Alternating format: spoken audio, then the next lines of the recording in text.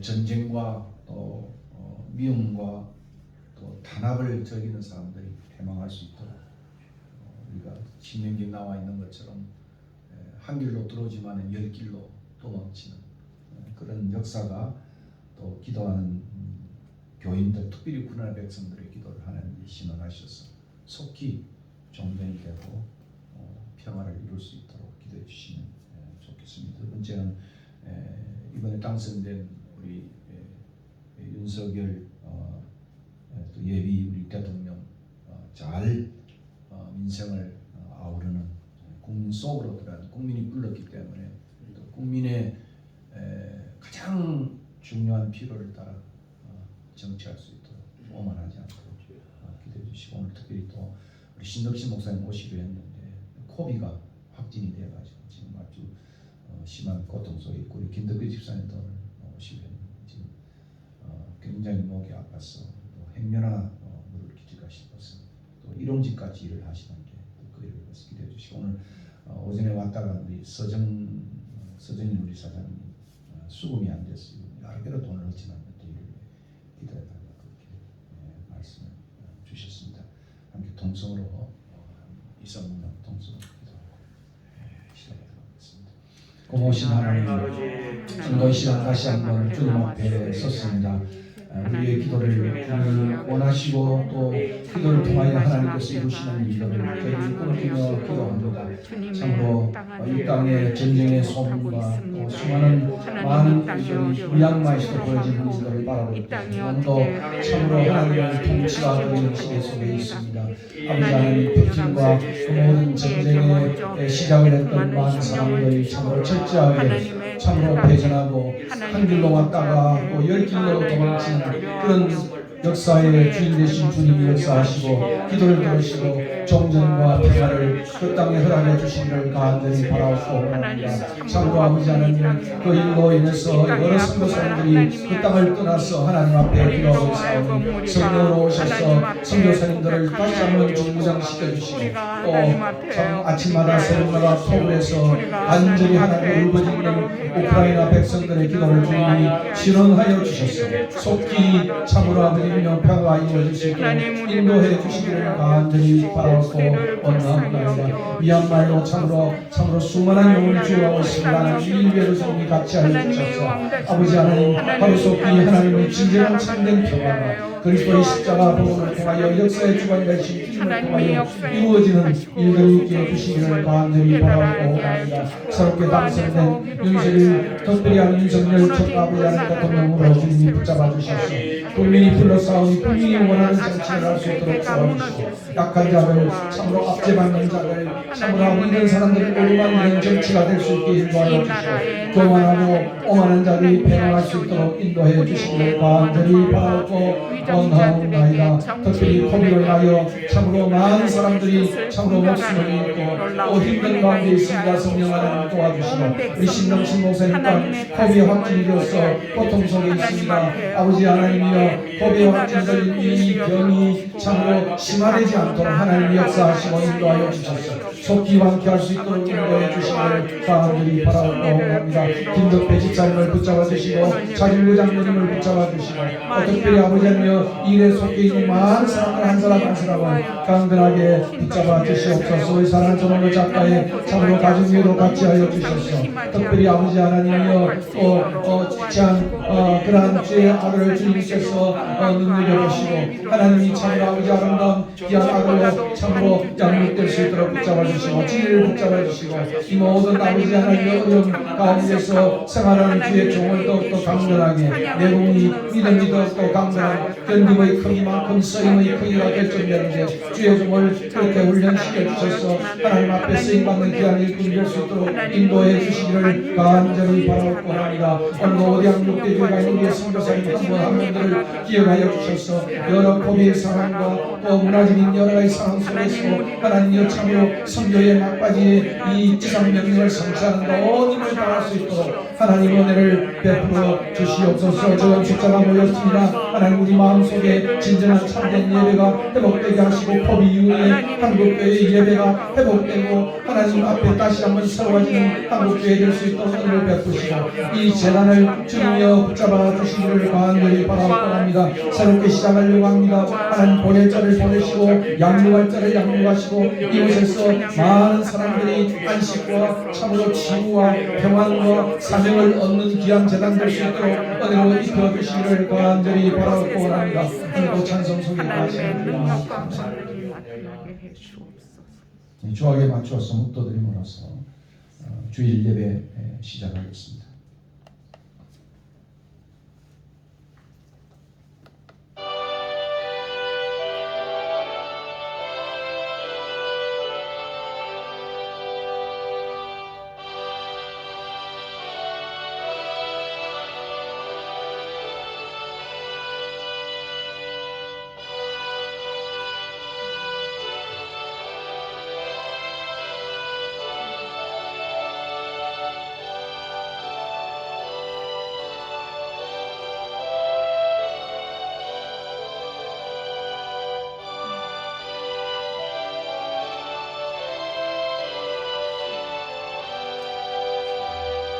여호와는 나의 목자시니 내게 부족함이 없으리로다. 그가 나를 푸른 풀밭에 누이시며 실만한 물가로 인도하시는도다. 내 영혼을 소생시키시고 자기 이름을 위하여 의의 길로 인도하시는도다. 내가 사망의 엄침한 골짜기로 다닐지라도 해를 두려워하지 않을 것은 주께서 나와 함께 하심이나 주의 지팡이와 막대기가 나를 안위하시나이다. 주께서 내 원수의 목전에서 내게 상을 차려주시고 기름을 내 머리에 부으셨으니 내 잔이 넘치나이다. 내 평생의 선하심과 인자하심이 반드시 나를 추격하리니 내가 여호와의 집에 영원히 살리로다. 아멘. 평생의 선하시고 인자하심이 풍성하신 하나님, 오늘도 주님 앞에 적은 숫자가 모였습니다. 우리 예배를 받아 주시옵소서. 세상은 흉흉하며 전쟁과 반란과 많은 소문, 지진의 그러한 소문들이 있지만 그래도 우리를 안보 중에 이렇게 참으로 건강하게 지켜주신 것을 감사합니다. 하나님, 오늘도 흩어져 있는 모든 고난당한 주의 백성들을 주님이 신원하시고 평화와 큰 은혜로 찾아와 주시기를 간절히 바라옵고 원하옵나이다. 원수의 목전에서도 상을 베푸시는 주님을 바라보게 하시고 사망의 엄침한 골짜기에서도 주께서 지팡이와 막대기로 안위하시는 이 주님을 오늘도 우리가 기억하고 찬송하는 오늘 하루 되게 축복하여 주시옵소서. 포비로 고생하는 신 목사님과 또한 사랑하는 김덕배 집사님, 아버지 하나님이여 그 속에서 예배를 사모하고 있을 때에도 주님이 만나 주시고 위로하여 주시고 병이 악화되지 않도록 지켜 주시옵소서. 이 시간도 성삼위 하나님 영광 받으시고 우리의 찬양과 그리고 우리의 경배와 우리의 기도와 헌물과 우리의 남은 생도 주님 받아 주시옵소서. 우리 권속들 어디 있든지 간에 하나님께서 눈동자같이 이들을 지켜주시고 인도하여 주시고 또 오늘도 여러 곳에 흩어져 있는 우리의 자녀들 참으로 하나님이여 위험에서 악에서 유혹에서 건져 주시옵소서. 시작하는 이 시간을 축복하시고 신령과 진정으로 드려지는 주님이 받으시는 예배 되게 우리 마음을 붙잡아 주시옵소서. 예수 그리스도 이름으로 기도하옵나이다. 아멘. 전능하사 천지를 만드신 하나님 아버지를 내가 믿사오며 그 외아들 우리 주 예수 그리스도를 믿사오니 이는 성령으로 잉태하사 동정녀 마리아에게 나시고 본디오 빌라데에게 고난을 받으사 십자가에 못 박혀 죽으시고 장사한 지 사흘 만에 죽은 자 가운데서 다시 살아나시며 하늘에 오르사 전능하신 하나님 우편에 앉아 계시다가 저리로서 산자와 죽은 자를 심판하러 오시리라. 성령을 믿사오며 거룩한 공회와 성도가 서로 교통하는 것과 죄를 사하여 주시는 것과 몸이 다시 사는 것과 영원히 사는 것을 믿사옵나이다. 아멘. 찬송가 67장 찬송 올리겠습니다.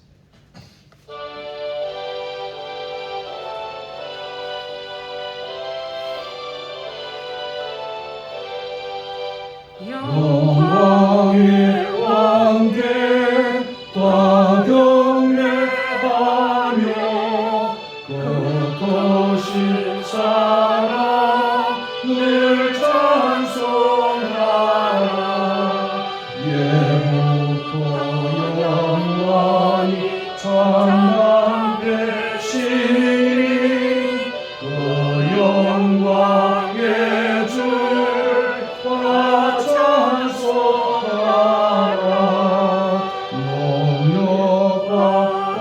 은혜가 찬송하라. 그 옷은 햇빛 그 집은 오자 건물의 소리로 주모하시고 폭풍의 날개로 광명하신다. 주 아름답고 놀라운 일이 가득한 이 땅과 주의 조화 어림자 명령에 거잡히나니 저 푸른 바다는 옷자라니라. 실거릇같이 연약한 인생 주 의지하여 늘 강건하리. 온데서 지으신 만왕의 신이 그 자비 영원히 변함없어라.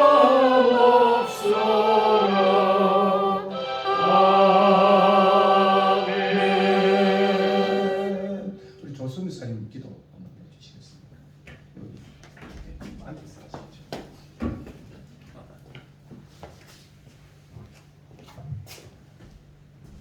너희 안에 이 마음을 품으라. 곧 그리스도 예수의 마음이니 그는 근본 하나님과 본체시나 동등됨을 취할 것으로 여기지 아니하시고 자기를 비워 종의 몸으로 이 땅에 오신 주님.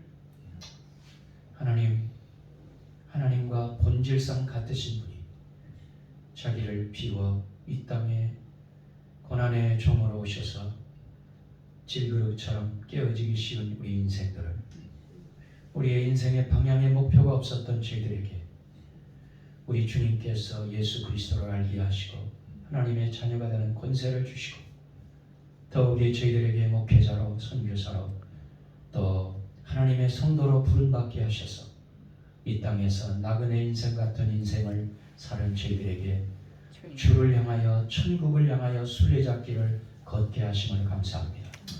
하나님, 특별히 우리 주님께서 이 많은 교회 가운데 우리 필그림 교회를 이곳에 세워주시고 귀한 사절을 통하여 이곳에서 주의 말씀이 선포되게 하심을 감사합니다. 하나님, 이 말씀이 선포되는 이 강단에 피 묻은 십자가의 복음이 잘 증거되게 하시고 이 말씀을 듣는 무리들이 이 말씀을 듣고 화답하며 교회 안에서 그리스도인이 아니고 세상 속에서 그리스도인으로 빛과 소금으로 살아가는 저희들의 공동체가 될 수 있도록 축복하여 주시옵소서. 아멘. 하나님, 지난 3년 동안 전 세계가 코비드로 인해서 일상이 무너졌습니다. 교회도 정상적으로 공예배가 무너지는 이런 참 안타까운 현실을 보며 하나님께서 우리들에게 주시는 사인이 무엇인지 참으로 곰곰이 참으로 지난 시간을 되뇌어 보며 하나님께서 우리에게 주시는 다시 한번 새로운 비전, 그리고 변화하는 세계 선교, 그리고 우리가 어떻게 이 땅에서 그리스도인으로서 살아야 될 것인가를 주의 말씀을 통하여 가르쳐 주셨음을 인하여 감사합니다. 아멘. 하나님, 더욱더 저희들에게 이 귀한 메시지들을 깊이 생각하며 우리가 교회 안에서 그리스도인이 아니고 세상 속에서 그리스도인으로서 어떻게 영향력 있게 살아갈 것을 고민하며 살아갈 수 있도록 우리 필그림 교회를 통해서 이 말씀을 통해서 쓰임을 얻고 날마다 살아가는 피로 값주고 산 양무리들이 될 수 있도록 복내려 주시옵소서. 아멘. 하나님, 특별히 우리 심상법 우리 목사님 참으로 귀한 사자를 이곳에 세우셨음을 감사합니다. 종이 참으로 지난 세월 동안에 후학을 가르치며 참 신학교에서 가르쳤던 그 학문의 그 깊이와 넓이와 또 또 그 영성과 이것을 하나님 아버지 이제는 은퇴를 하고 편히 쉬어도 돼야 될 시간에 참으로 다시 한번 강단을 붙잡고 주의 말씀을 선포하는 우리 필근 교회가 참으로 시대적인 교회의 사명을 감당하는 교회로 이 교회를 사용하여 주시옵소서. 무엇보다도 우리 이 신목사님을 하나님 아버지 지나온 시간보다 남은 시간을 더 축복하여 주시고 놀랍게 사용하여 주시옵소서. 하나님 아버지 오늘 이 시간에도 주의 말씀을 준비하며 한 주간을 또 고민했던 그의 말씀들을 저희들에게 들려주실 때 이 말씀이 능력 있게 하시고 힘이 있게 하시고 또 이 말씀을 듣고 저희들이 어떻게 세상 속에서 살아가야 될 것인가를 좌표를 정하는 귀한 시간이 되게 하여 주시옵소서. 참으로 감사합니다. 오늘도 우리 참 크고 작은 질병과 고난과 어려움으로 인해서 또 이곳에 참석하지 못하는 또 우리 성도들을 지켜주시고 어디에 있든지 동일한 은혜로 함께하여 주시옵소서. 오늘도 우리 대한예수교 장로교 우리 교단과 또 우리 GMS 선교회와 또 한국의 우리 참으로 17,000명의 선교사들이 참으로 파송되어 있는 선교지마다 주님의 통치가 이루어지게 하시고 주님의 주권이 선포되게 하여 주시옵소서. 우리가 방금 전에 기도한 것처럼 우크라이나에 참으로 이렇게 전쟁으로 인하여 무고한 사람들이 이렇게 이 양민들이 참으로 죽어져가는 처절한 현장을 보며 다시 한번 주님께 간구하오니 이 전쟁을 종식시켜 주시고 서부 열강의 틈바귀 속에서 우크라이나가 지난 시간에 또 지난 70년의 공산주의 이데올로기 속에 참으로 아픔을 겪었던 이 우크라이나 이 나라를 아버지 다시 한번 변화시켜 주시고 하나님 아버지 역사하여 주시기만을 소원합니다. 하나님 감사합니다. 오늘도 주의 말씀을 저희들이 듣겠습니다. 주의 말씀하여 주시옵소서. 종들이 짓겠습니다. 이 말씀을 통하여 다시 한번 힘을 얻고 능력 있는 한 주간으로 살아갈 수 있도록 역사하여 주시옵소서. 모든 영광을 주께 돌려오며 우리를 억만주약에서 구원해 주신 예수 그리스도 이름으로 기도합니다. 아멘. 네, 감사합니다. 이 시간 9장 찬송 그런 후에 말씀 듣고 설교하도록 하겠습니다.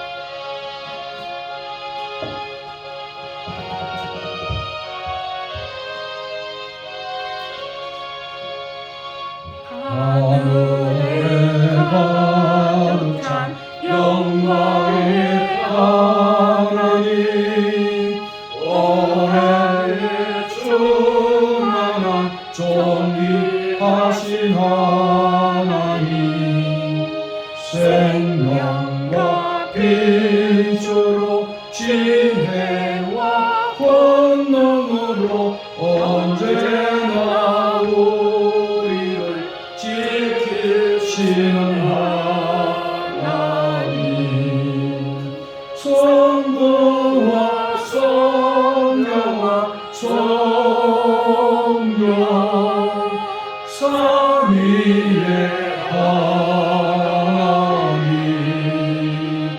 우리의 예배를 받아주시옵소서.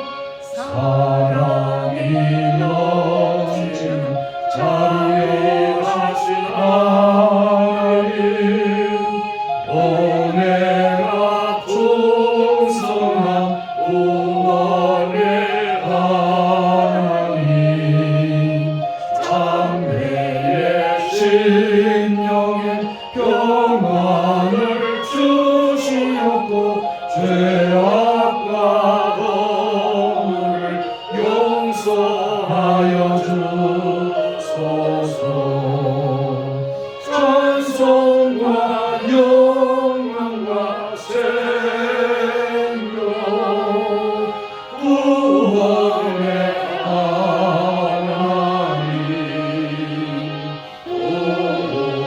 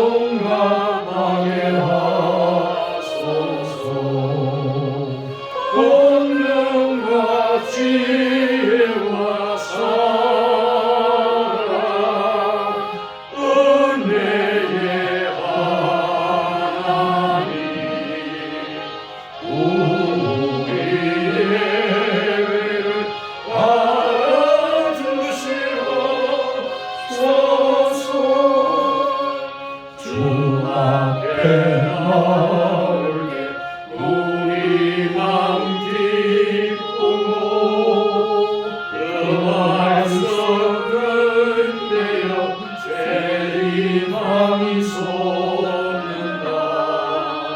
고난도 슬픔도 이기게 하시옵고 영원에 인내여 살아가게 하소서.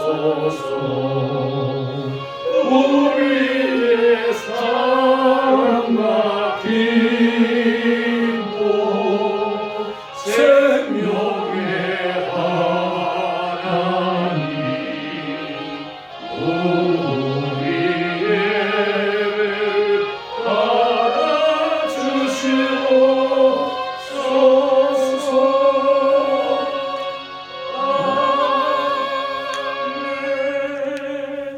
오늘 주신 하나님 말씀은 마가복음 1장 40절에서 45절입니다. 얼마 전부터 마가복음 강의를 시작했습니다. 40절, 45절입니다. 교독하시겠습니다. 한 나병 환자가 예수께 와서 꿇어 엎드려 간구하여 이르되 원하시면 저를 깨끗하게 하실 수 있나이다.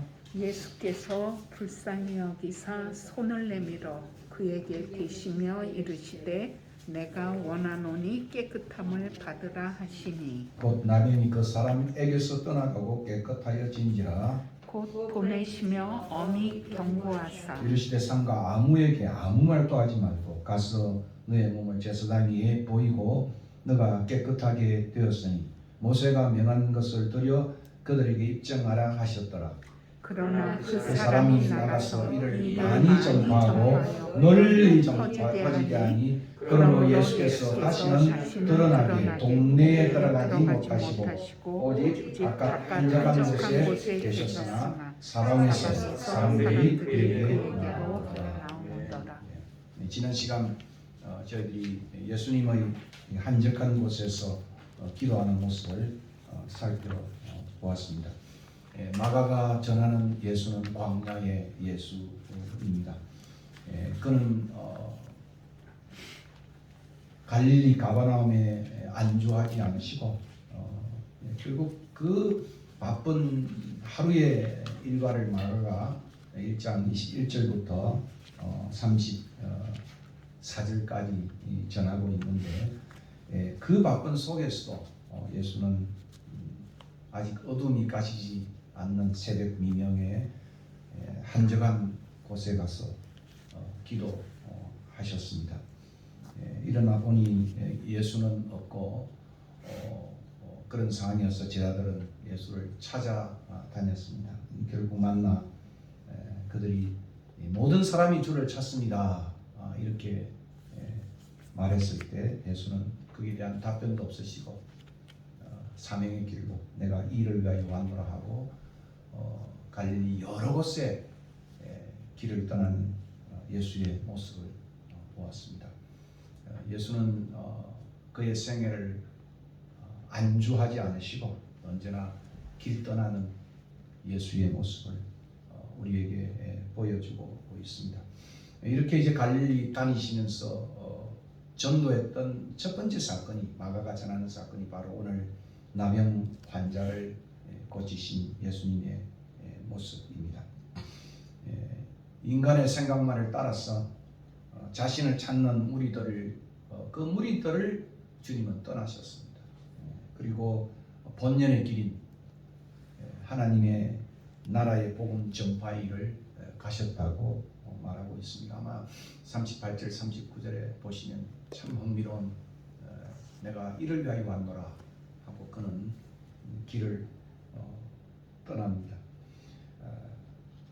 참된 회개와 믿음이 강조되어진 마가복음 그 메시지와는 달리 또 모습과는 달리 논란만 있는 가버나움을 떠나서 갈릴리 여러 다른 곳으로 다니시며 복음을 전하셨던 동안 일어난 사건이 바로 오늘 이 본문의 사건입니다. 아마 갈릴리 사역 중에 대단히 대표적인 치유 이적 사건이기도 한 것입니다. 이 속에서 왜 마가가 이 본문을 그의 이제 새로운 사명의 선교적 사명의 길을 떠나는 바로 거기에 나타난 이 사건을 첫 번째로 소개를 하느냐? 거기에는 두 가지 중요한 의미가 있습니다. 그것은 메시아로서 예수님의 사역의 참된 본질과 모습이 무엇인지를 오늘 본문은 확연하게 말씀하고 있습니다. 그리고 두 번째는 주님께 나온 그 믿음이 어떠해야 할지를 우리에게 소개해주는 예수님에 대한 모습과 또 믿음의 모습을 우리에게 소개해준다. 그렇게 말할 수 있습니다. 아마 여러분들이 잘 아는 이 문둥병이라고도 번역이 되기도 하고 오늘 개혁개정은 이제 나병이다 이렇게 그렇게 말하고 있습니다. 대단히 구약적 규례를 관련해 보면 여러 가지 사회적 함의를 가지고 있는 병이기도 한 것입니다. 우리가 이 사건 또 앞으로 있을 사건을 살펴보면 2장 1절부터 또 3장 6절까지가 새로운 이제 기사인데 그것을 우리가 논쟁 기사라고 부릅니다. 특별히 모세법을 어김에 대한 안식일을 어김에 대한 논쟁이 나타나는 그러한 모습과는 오늘 본문을 보니까 조금 예수님이 구약의 법을 어느 정도 존중하고 있는 모습을 44절에서 발견하게 됩니다. 네 몸을 제사장에게 보이고 너가 깨끗하게 되었으니 모세가 명한 것을 드려 그들에게 입증하라 하셨다. 그러니까 예수님은 모세의 법을 완전 폐기한 것은 아니었습니다. 잘못된 장로들의 유전에 대한 그리고 보다 그 본질인 율법에 대한 본질을 그 법의 본질이 사랑이지 않습니까? 금기가 아니고 이제 그런 것을 성취했다 이렇게 우리가 말할 수 있습니다. 이 나병, 문둥병에 대한 많은 구약의 규례를 보면 오늘 이 본문에 나와 있는 헬라 나병이라는 단어는 여러 피부병을 다 지칭하는 그러한 병일 수도 있습니다. 그렇지만 이것은 대단히 종교적이고 사회적인 문제로 다루어진 부정한 unclean, unholiness, 소위 부정한 병이었습니다. 이 병에 걸리게 되면 우리 코비의 상황에 많은 분들이 이 나병에 대한 이야기를 가지고 코비의 락다운에 대한 설명을 하기도 합니다. 이 병에 걸리게 되면 다른 사람들에게 전염되지 못하도록 진 바깥으로 쫓아내고 홀로 있게 합니다. 레위기에 나와 있는 그런 내용이기도 합니다.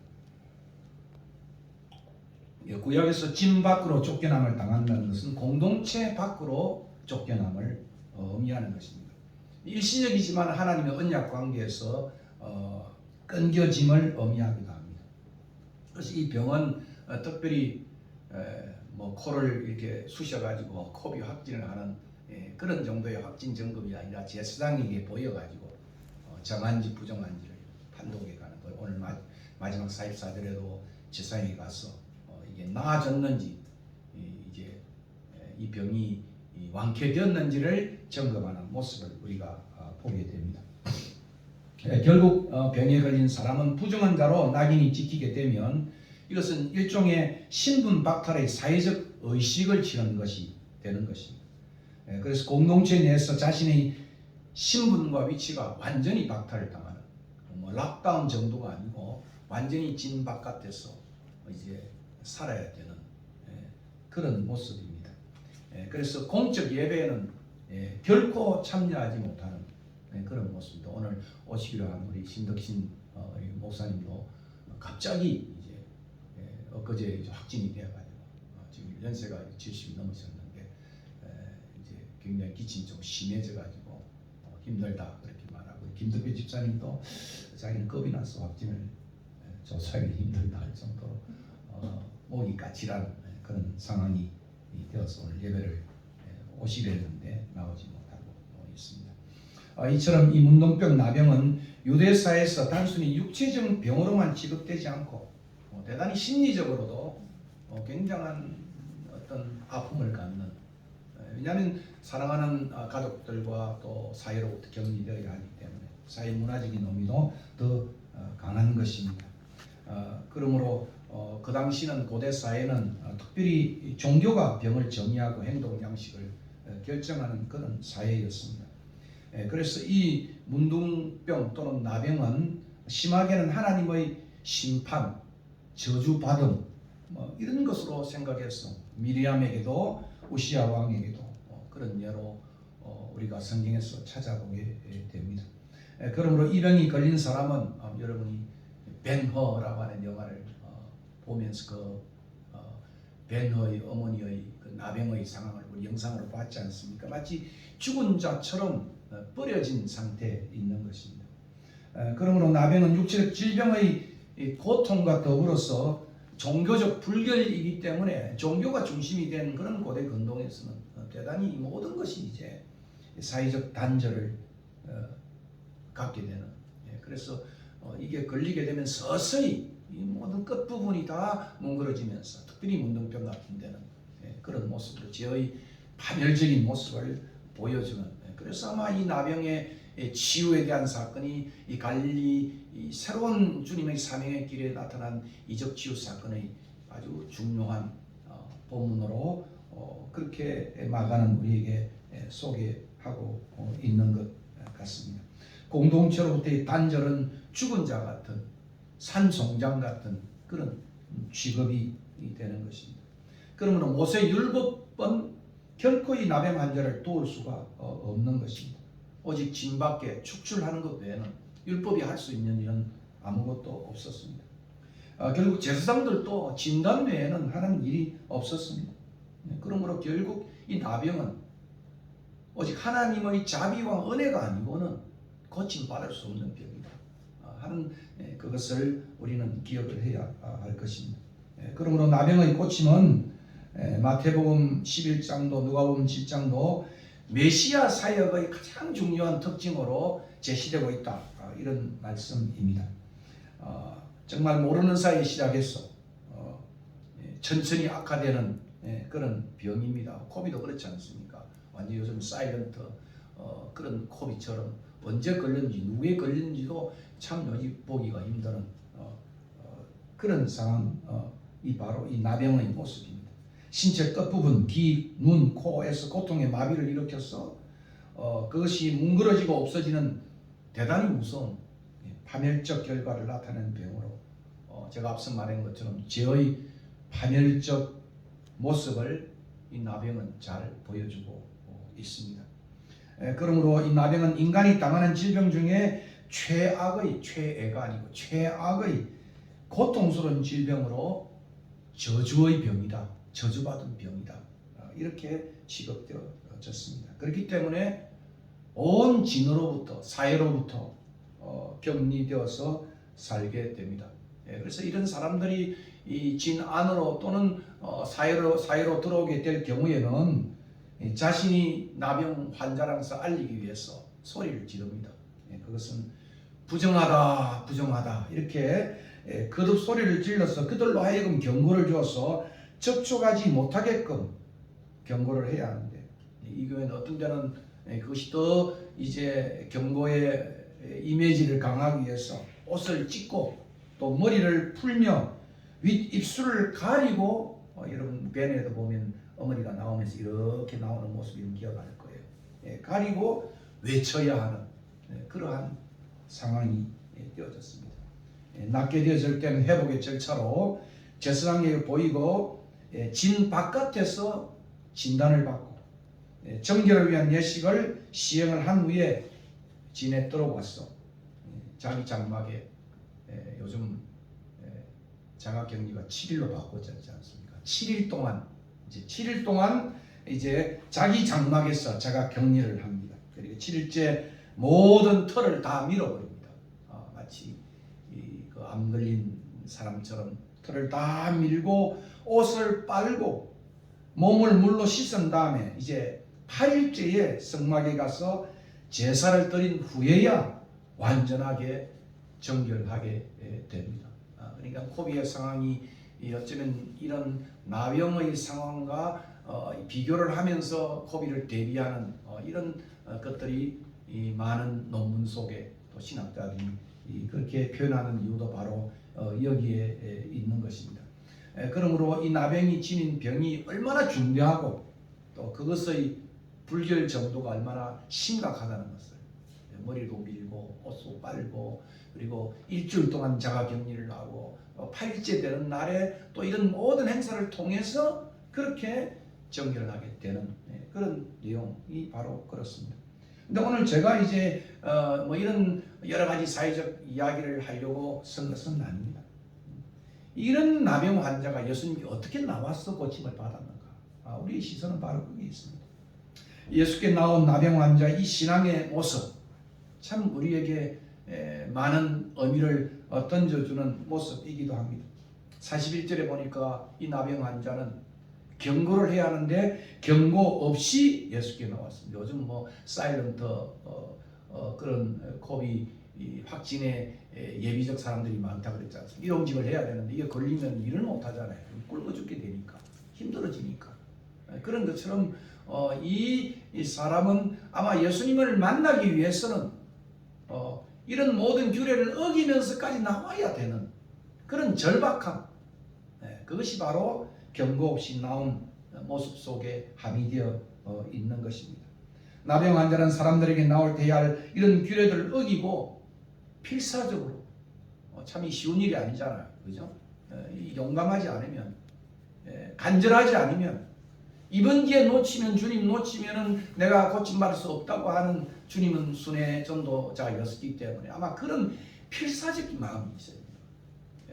아마 코비에 가진 이런 필사적 마음이 우리 예배도 있었다고 한다면 얼마나 좋겠는가. 예배는 참 덜 필사적인 그런 모습이 우리 현실이라고 생각을 합니다. 대단히 절박한 모습이었다, 그죠?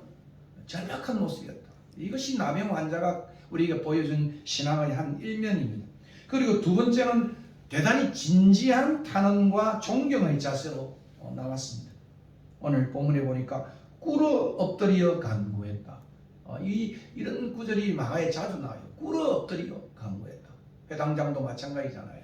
꿇어 엎드려 간구했다. 겸손과 경배와 간구의 모습으로 나병 환자가 나왔습니다. 그리고 예수님은 깨끗게 하실 수 있다는 이 기대감으로 나왔습니다. 이게 더 중요한 우리 신앙의 모습인 것입니다. 가로되 원하시면, 정말 주님이 원하시기만 하면 저는 깨끗게 할 수 있습니다. 오늘 우리가 예배드리며 또 예배 전에 찬양했던 것처럼 주님은 깨끗게 하실 수 있는 분이십니다. 그의 모든 절망, 그의 짐 바깥에서 단절된 모든 절망의 거기에 피어오른 한 가지 희망은 예수님만이 이것을 깨끗게 할 수 있다고 하는. 그러니까 예수가 누구란 말입니까? 메시아의 사역이 이 나병의 사역의 궁극적인 하나의 목표라고 한다면 아마 그의 가슴 속에는 예수가 메시아라고 합니다. 단순히 병을 고치는 그러한 힐러 정도가 아니라, 치유자 정도가 아니라 메시아라는 그런 의미가 합의되어 있는지도 모르겠습니다. 그리고 네 번째로 보면 예수님께서는 그냥 침묵해라 그렇게 말했음에도 불구하고 43절과 44절은 그런 자신이 낫게 된 사실을 전하지 아니할 수가 없었습니다. 참 도발적인 인물이죠, 사실은. 그런데 오늘 본문에 보니까 제가 힘주어 읽었잖아요. 많이 그리고 널리 전파했다. 참 이 중요한 표현이거든요. 그냥 전할 정도가 아니고 너무나 그의 그 치유에 대한 확신과 기쁨과 감격으로 많이 전하고 널리 전했다. 이것이 오늘 마가의 청중들을 향한 메시지이기도 합니다. 여러분 마가복음 16장 여러분이 이 마지막 8절을 읽어보면 그 여인이 예수님께서 부활의 메시지를 전하라고 했음에도 불구하고 아무에게도 아무 말도 전하지 못했다. They didn't say any word to anyone. 영어로 번역하면 그런 말입니다. 어느 누구에게도 아무 말도 전하지 못했다. 오늘 본문에 나와 있는 거예요. 오늘 보니까 아무에게도 아무 말도 전하지 말라고 했는데 그들은 도리어 많이 널리 전했습니다. 근데 나중에 16장에는 보면 정말 이 복음의 부활의 메시지를 전하려고 했지만 아무에게도 아무 말도 전하지 못하는 이 여인의 모습은 환난과 핍박 속에 있는 마가의 교회의 모습이다. 이렇게 많은 신학자들은 표현을 하고 있는 것입니다. 그렇습니다. 오늘 이 나병 환자의 모습 속에서 참된 신앙이 무엇인가를 우리가 볼 수 있는 거예요. 우리가 지금 코비드 상황에 잃어버렸던 것이 바로 이런 거예요. 정말 필사적인 간절함, 겸손, 그리고 존경, 경배, 간구, 그리고 기대감. 주님이 우리를 회복시킬 수 있다. 바로 이 기대감에 대한 신앙의 모습을 보는 것만으로 끝나지 아니하고 더 나아가서 마가가 원하는 마가의 메시지에 비친 이 복음은 금할 수 없는 복음이다. 아무리 금하려고 해도 금할 수 없는, 많이 널리 전할 수밖에 없는 이 복음이라는 사실을 오늘 마가의 청중들에게 알려주는 대표적인 사건이 바로 이 사건인 것입니다. 더 나아가서는 담대한 제자도의 모습을 우리가 보게 됩니다. 정말 모든 정결법의 규례를 어기서라도 기어코 주님을 만나 기어코 이 문제를 해결해 보겠다고 하는 그러한 담력을 우리는 읽어보게 됩니다.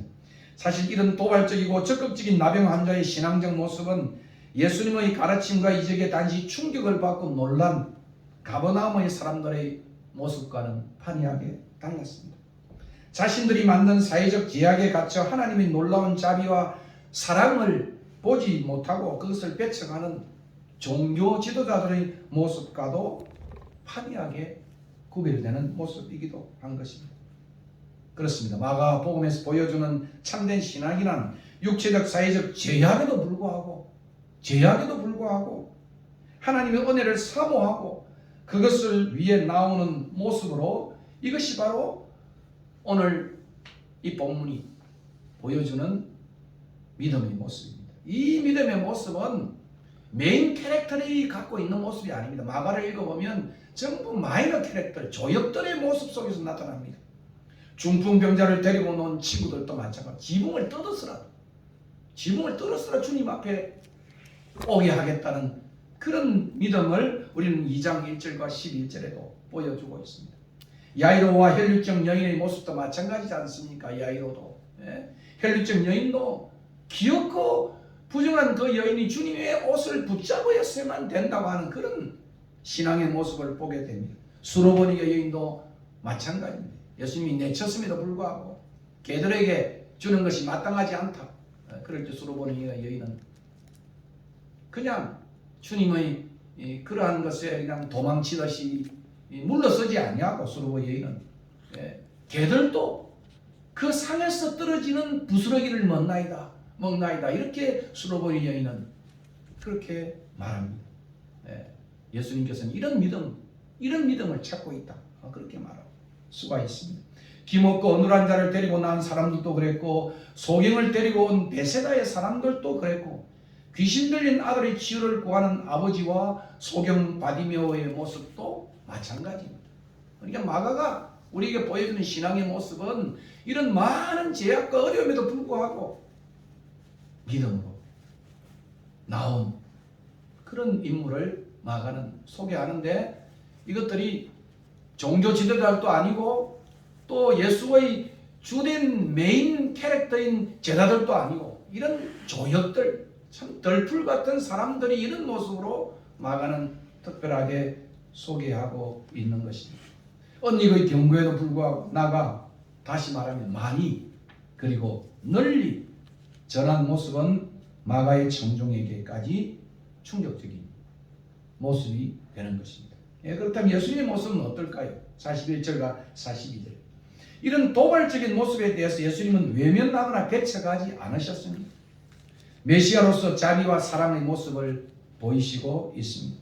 그 당시 종교에 의해서 규정된 정결의 비정한 사회적 경계와 제약을 넘어 버려진 이 부정한 사람을 대하신 예수님의 모습은 대단히 오늘 우리들의 교회에게도 도전이 되는 것입니다.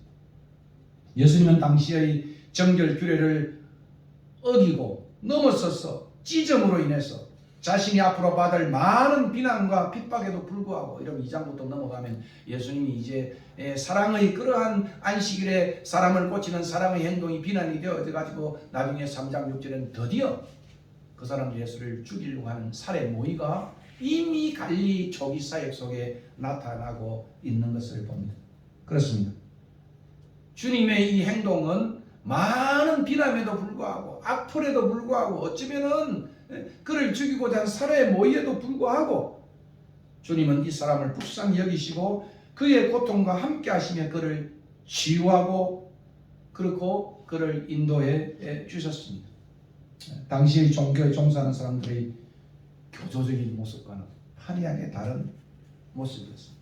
어쩌면 우리의 모습과도 다른 모습이 아닐까 그런 생각을 합니다. 오늘의 교회는 예수님을 따르는 예수의 제자들이라고 자처하면서 과연 우리는 어떤 모습으로 너무 점잖은 정말 순진한 기독교가 아니라 점잖은 기독교로 우리가 지금 100년 이후의 그러한 기독교의 모습을 보이지 않는지 생각할 수가 있습니다. 오늘 본문에 보니까 어떻게 행동했습니까? 불쌍히 여기사 물론 본문 비평에 많은 논란이 되는 것이 때문에 어떤 때는 화를 냈사 하는 것이 원래의 원본이라고 주장하는 사람이 많습니다만 그러나 저는 문맥상에는 이 불쌍히 여겼다 그를 보고 불쌍히 여겼다는 이 말이 더 큰 문맥적 소통을 하고 있다 저는 그렇게 생각을 합니다. 더러움에 대한 경각심보다는 불쌍히 여기심이 훨씬 더 주님의 마음속에 앞서 있는 것입니다. 여기서 이 불쌍히 여긴다고 하는 이 헬라어 단어는 동사로 사용될 때는 자비를 베푼다, 우리로 말하면 책임지심을 받는 거죠. 그런 의미로 사용되지만 명사로 쓸 때는 이것이 항상 복수로 쓰여서 우리 심장이라고 표현하기도 하고 애간장이라고도 표현을 하고 있습니다. 그런 마음으로 창자, 간장, 자비, 심장, 그리고 신복 빌레몬스에 보면 그는 나의 심장이라 신복이라 이 단어가 바로 이 스파랑크나라고 하는 이런 단어로 표현이 되어 있는 것입니다. 한국적으로 표현하면 애간장을 끓는 애간장을 태우는 그런 마음 이것이 바로 주님이 오늘 불쌍히 여기는 compassion이라고 하는 이 단어 속에 들어있는 compassion이라는 단어는 우리가 영어로 보면 합작이죠. come이랑 with고 passion은 고난이죠. 고난과 함께 그들의 아픔이 나의 아픔이 되는 거죠. 그죠? 이런 것이 오늘 이 주님의 치유 사역의 가장 핵심이 되는 단어다. 그래서 저는 이 단어, 이 compassion이라는 단어가 또 애간장을 태우고 그렇게 하는 이 마음이 선교의 중심된 마음이다. 메시아 사역의 메시아닉 마인드다. 저는 그렇게 표현을 하고 싶은 것입니다. 그러므로 예수께서 자기에게 나온 사람들을 보시고 그들을 먹이시고 치유하실 때 늘 그들을 민망히 여겼다. 불쌍히 여겨서 먹이시고 치유하셨던 일들을 복음서는 자주 기술을 하고 있는 것을 봅니다. 누가복음에서는 이 단어가 하나님의 긍휼이라고 하는 그 긍휼이라는 단어를 누가는 이 하나님의 애간장이라고 하는 이 단어로 표현을 하고 있는 것을 봅니다. 우리가 멀시라고 했을 때 이 단어가 바로 하나님의 멀시는 그죠? 무감한 멀시가 아니죠. 애간장이 타는 멀시죠. 그 긍휼을 표현할 때 이렇게 누가복음 1장 78절에도 표현하고 있습니다. 비유에 나오는 사마리아인에 대한 사랑의 마음도 누가복음 10장에는 그를 보고 불쌍히 여겼다. 그죠? 이게 여러분 레위인들이나 종교를 보면 그 불쌍히 여기는 마음보다는 벌써 율법이 먼저 앞서가지고 시체를 만지면 이게 내가 부정해지니까 다 도망갔잖아요. 사마리아인은 사마리아인에 대한 이 마음을 우리가 이 병자에 대한 사마리아 마음은 불쌍히 여겼다. 애간장이 탔다. 이렇게 표현을 하고 있습니다. 탕자의 아버지의 마음도 마찬가지입니다. 아버지가 그를 보고 척은히 여겼다. 척은히 여겼어 달려가 목을 안고 이거 우리 번역에는 척은히 여겼다. 이 단어가 바로 그런 의미예요. 그리고 이 단어는 바울이 그가 사역에 뜨고 섬겼던 빌립보 교회를 향해서 내가 예수 그리스도의 심장으로 너희 무리를 사랑한다. 이 심장이라는 단어가 스프랑크나라고 하는 애간장이라고 하는 그러니까 얼마나 그 목회자의 마음에 있는 것이 바로 그 양들에 대해서 그 불편하고 어려운 것에 대한 애간장이 타는 마음. 이것이 빌립보서 1장 6절에 나오는 바울의 목회자 바울의 마음이었고 메시아닉 마인드였다. 저는 그렇게 생각하고 싶은 것입니다. 그래서 내가 너희 무리를 어떻게 사모하는지 하나님이 내 정인이다. 심장으로 살아.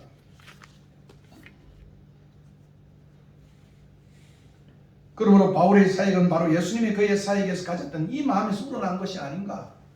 바울의 사역은 오늘 우리는 어떠한가? 목회 교수에게 제일 인생한 것이 시간이에요. 시간만 나오면 이 안 주려고 애를 써요. 시간. 그래서 아내에게도 시간을 안 주려고. 근데 목회자는 시간을 줘야 돼요. 시간을 들여가지고 만나야 돼요. 그게 차이라고 생각해요. 바로 이 애간장이 결국 목회자의 가장 중심된 그런 사상이다.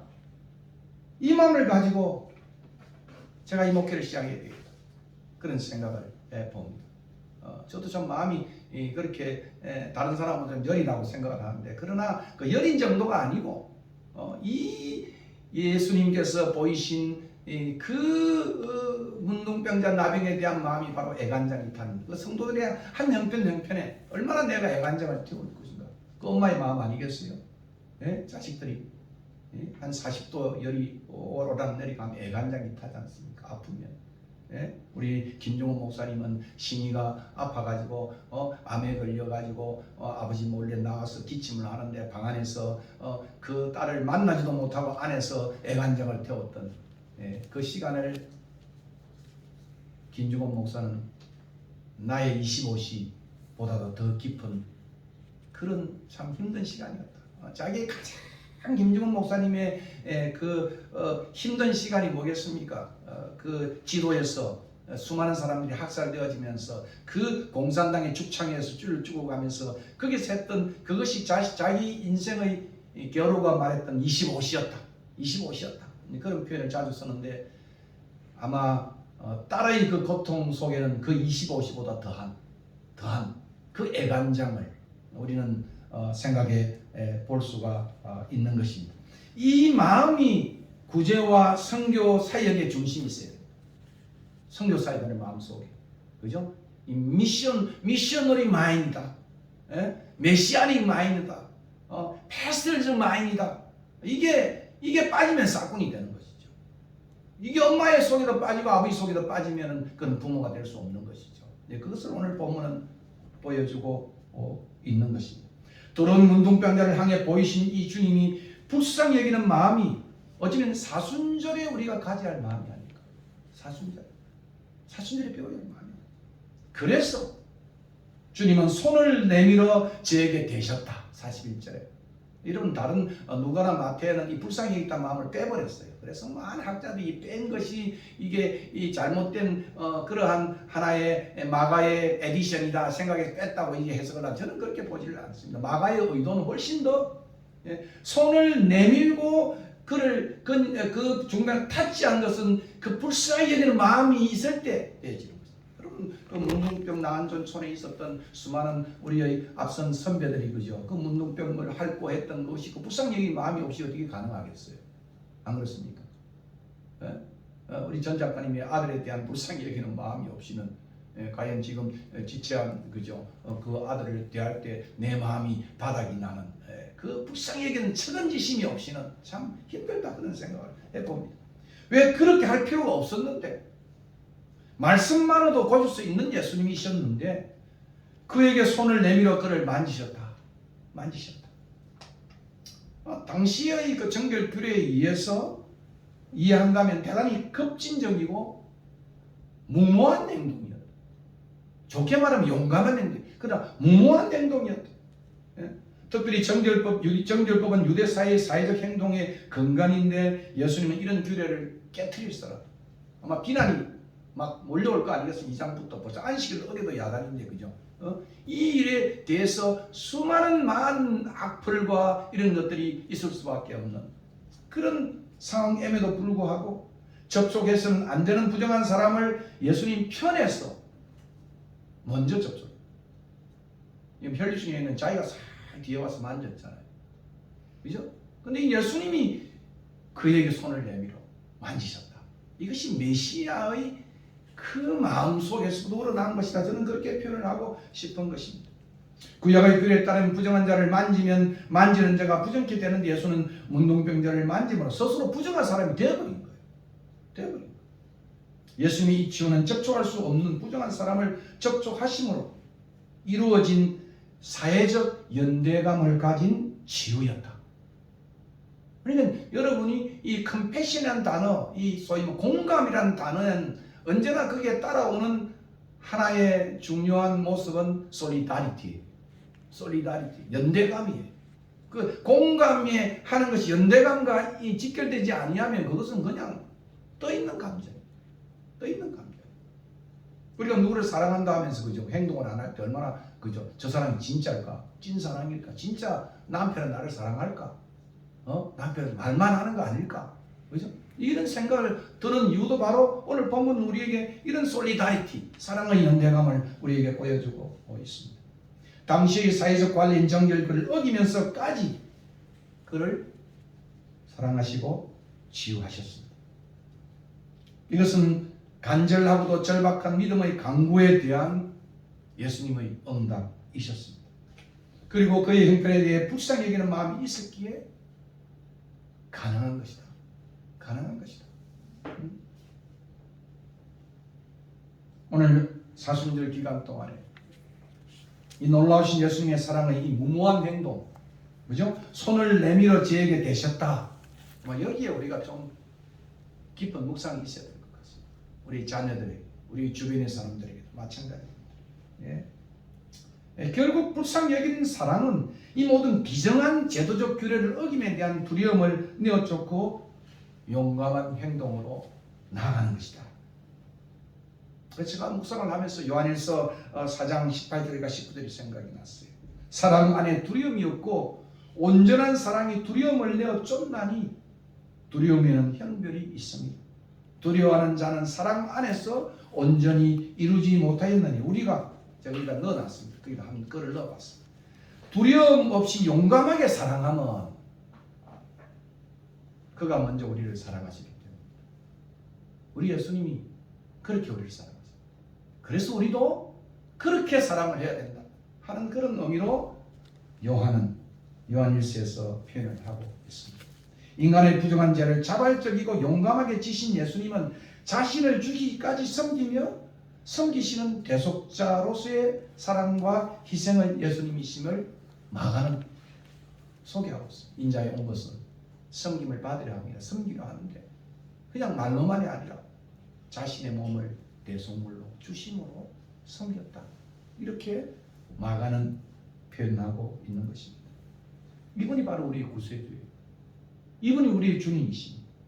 사순절 이 주님에 대한 묵상이 우리로 하여금 우리의 사랑의 그 틀을 넓혀가야 됩니다. 사랑의 그러한 메마른 것들을 우리가 일깨워 나가야 하는 그런 것이라고 생각합니다.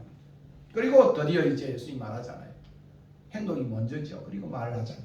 내가 원하노니 깨끗함을 받아. 내가 원하노니 깨끗함을 받아.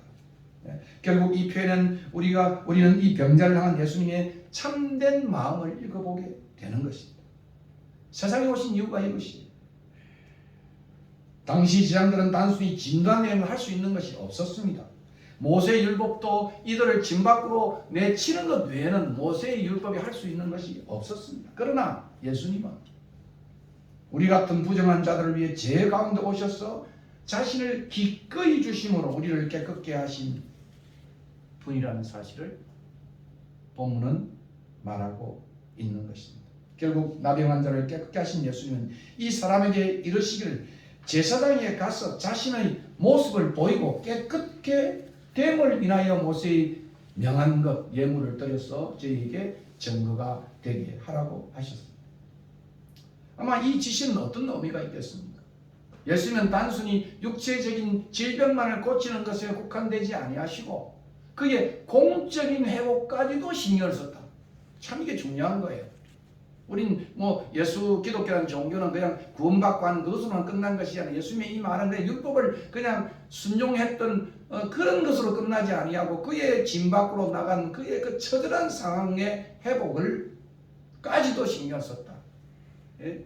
결국 문둥병자의 나병 환자의 공적 신분의 회복까지도 주님을 신경 써요.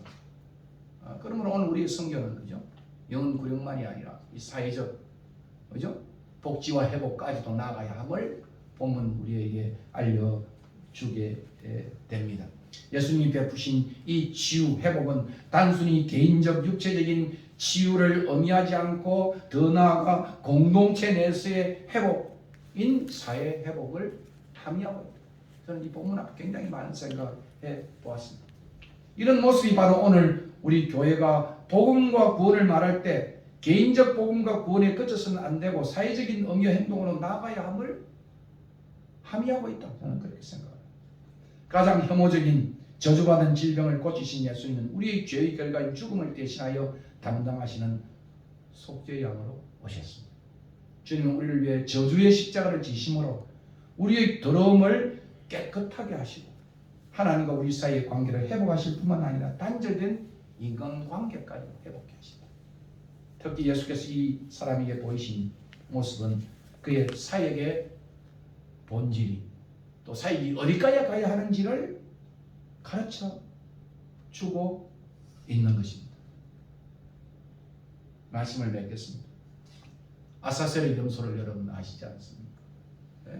이 용키포 때 대속죄일에 그 백성들이 모든 더러움을 다 짊어지고 그 아사셀의 염소에다가 온 죄를 짊어지고 광야로 보내는 것처럼 우리 예수님은 그의 부정을 자신의 부정으로 부정한 분이 아니신데 깨끗하신 분이신데 정말 우리를 깨끗게 하시는 분 정도가 아니라 거룩하신 성결하신 하나님이신데 스스로 이 나병 환자의 더러움을 다 짊어지셨어요.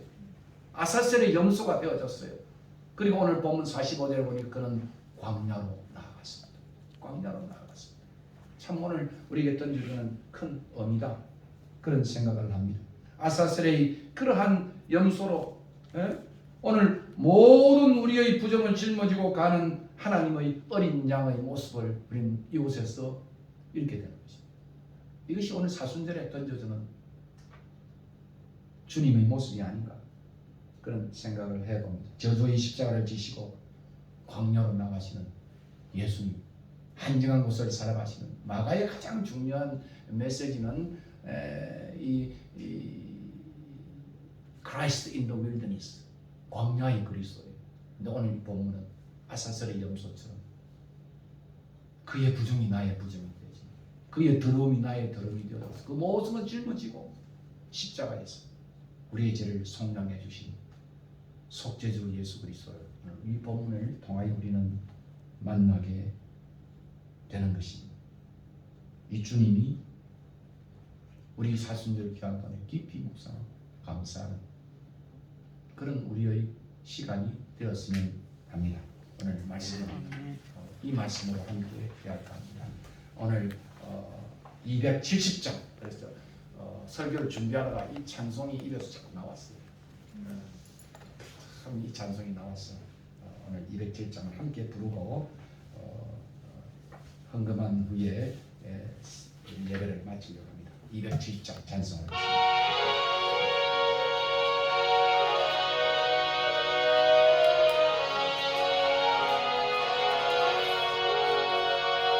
넘쳐난 주님의 사랑과 거룩한 보혈의 공로로 우리 다 찬양을 합시다.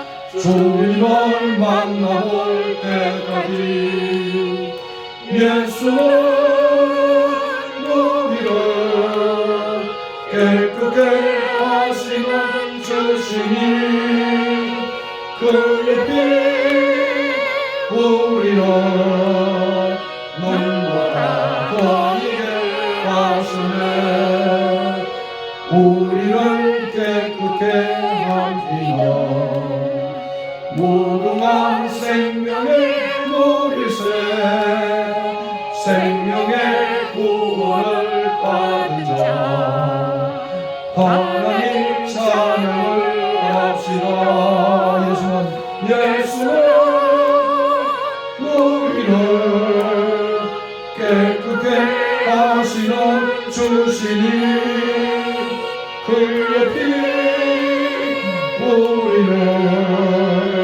눈보다 거리게 하시네 주님의 거룩한 보혈 날마다 이끌어 간증해 담대히 싸우며 나가세 천국에 돌아갈 때까지 예수는 우리를 깨끗게 하시는 주시니 그의 피 우리를 눈보다 거리게 하시네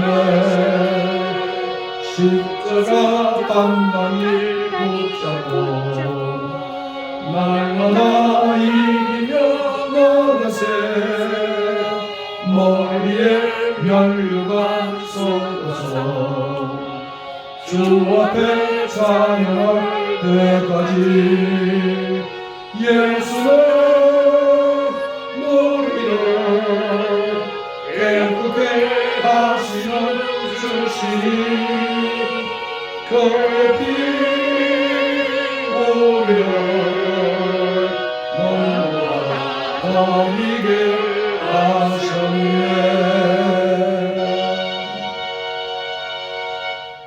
제가 김용택의 연애 시집을 읽고 시 한 절이 참 마음에 들어서 오늘 예배 끝나고 나누려고 시집을 들고 왔습니다. 김용택의 시, 너라는 시예요. 제가 조금 당신, 예수님 이렇게 조금 이 너를 적용을 해보았습니다. 당신은 왜 이리 깊은 데 있는가? 이 봄날 당신은 끝이 없어서 내 손끝에 닿지 않습니다.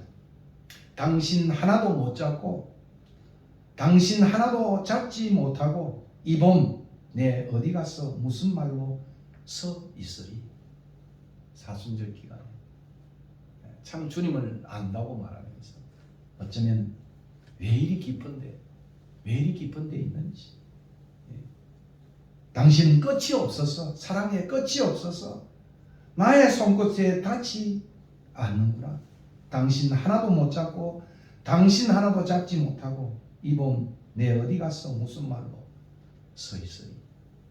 예수님에 대한 사랑의 표현임과 동시에 또 여편에 대한 표현이기도 하고 또 성도들에 대한 표현이기도 합니다. 우리가 준비한 헌금 찬송가 50장 1절 부르면서 헌금 하나님께 올려드리도록 하겠습니다.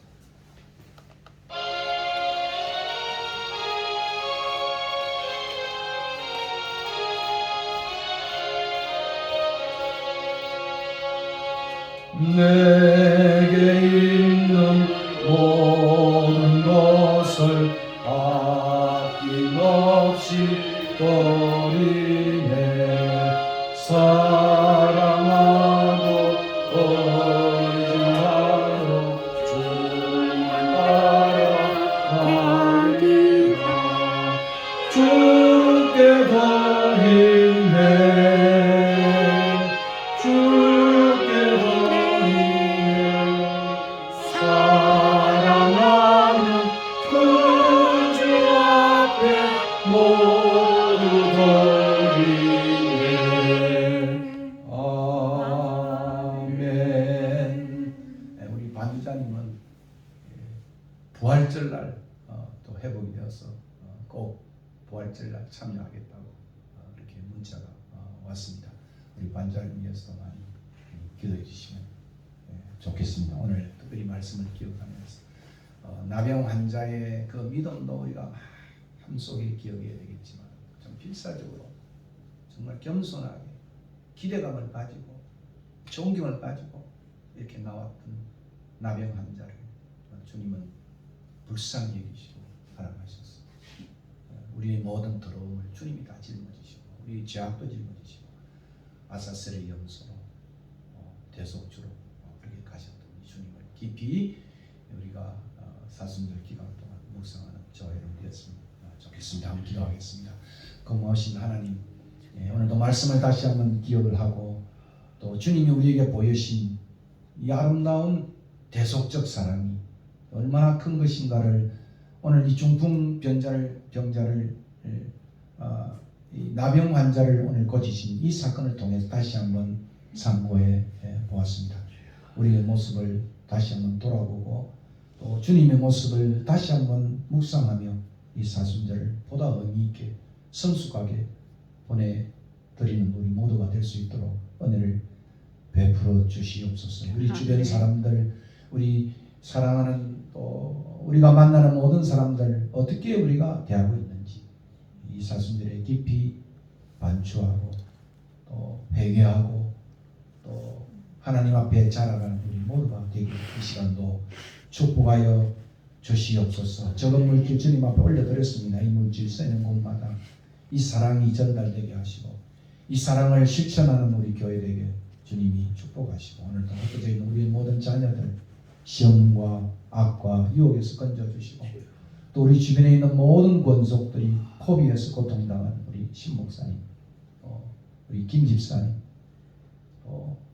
특별히 또 가정 속에 참 가시 같은 자녀를 낳고 또 고민하고 또 애꾸란 우리 전 작가님, 또 우리 모든 사랑하는 형제들 속에 하나님의 놀라운 은혜가 늘 고여있고 활천처럼 터져나가는 우리 모두 될 수 있도록 축복하여 주시옵소서. 이제는 우리 주 예수 그리스도의 은혜와 그 아들을 아낌없이 보내신 하나님의 크신 사랑과 성령의 교통하심 이 사순절에 참으로 이 믿음 배우고 이 사랑 배워가는 우리 모두가 될 수 있도록 또 특별히 오대양 육대교회 우리 선교사님도 이 귀한 메시아닉 마인드 선교적 이 마음을 가지고 오늘도 주님 앞에 서기로 다짐하는 주의 종들 머리 위에 이제부터 영원토록 함께 있을지어다. 아멘. 감사합니다. 우리 신앙